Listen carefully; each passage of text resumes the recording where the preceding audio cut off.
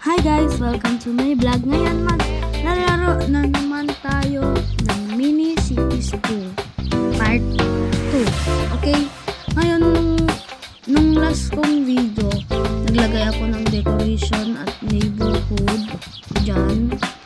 Yan, binilid ko ng binilid. Naglagay din ako ng 1-tree farm dyan kasi napakatagal kong sa ibang tree farm ko kinukuha yung wood na i-deliver ko sa mga construction site ganun. Ngayon ang gagawin lang natin ngayon ay ang objective natin ngayon ay kulayan ang mga bahay. Kaya dapat makulay ang neighborhood.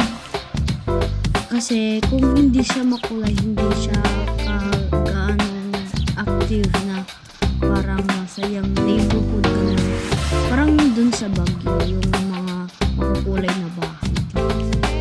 Yan.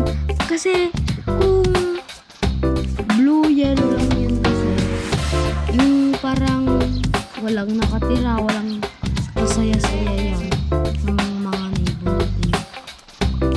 Yan, lagay tayo ng pink, green, blue, kahit ano dyan, basta may kulay ng ang mga suburban or mga houses.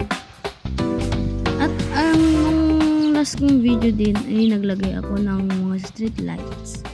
Kaya yan pa lang yung nagawa ko. Kaya yan yung population ko at yung account ko. Yun lang guys. Bye bye. Thank you for watching. Like this video.